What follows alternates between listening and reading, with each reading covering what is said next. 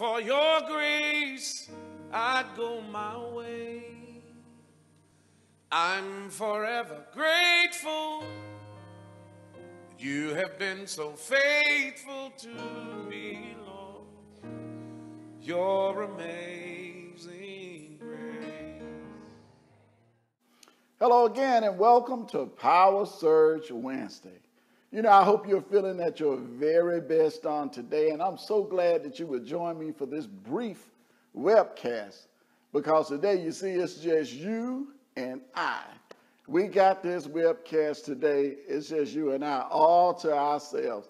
And I'm going to tell you, I'm glad we do, because I want to talk to you about something today that might be a little bit sensitive. I want to talk to you about your tongue.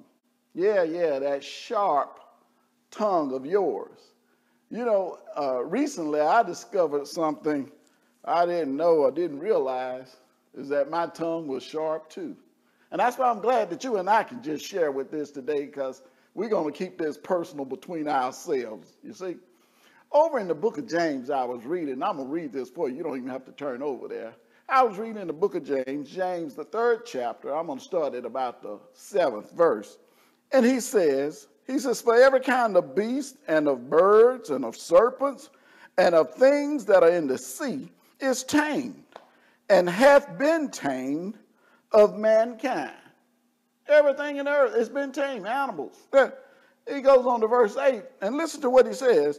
He says, but the tongue can no man tame. It is an unruly evil full of deadly poison. He didn't say who could tame the tongue. I'm reading from the New King James Version.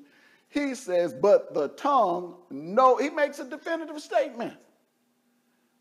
A declarative statement. No man can tame the tongue. Listen to this. He says, with the tongue, therewith we bless God our Father, and we turn around and we curse man, the very image that was created after him. He tells us that these things should not be. He goes on to talk about how can sweet water and how can salt water come out of the same stream. What he's actually saying, what he's telling us is that they use the word sweet, or they use the word salt, but he's talking about good and evil. How can good and how can evil come out of the same vessel? Let's call it dirty and clean.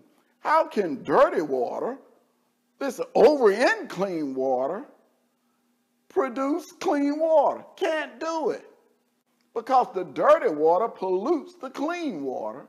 And he says, how then can we bless our God with polluted praise or polluted blessing? These things can't be. It just can't happen. And so what he's telling us is that the man that has the sharp tongue, the man that is cursing his brother, listen, the tongue only reveals what's coming out of the vessel, or what's in the vessel.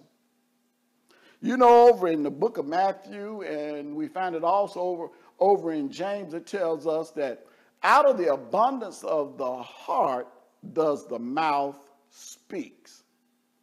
And so when there's evil that resides in the heart, that tongue that we cannot tame, all it's going to do is going to expose it.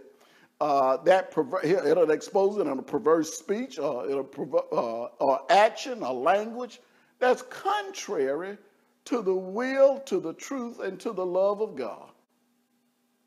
Psalms 51:10 gives us an answer. We can always pray, because, see, it's really a heart thing that the tongue reveals.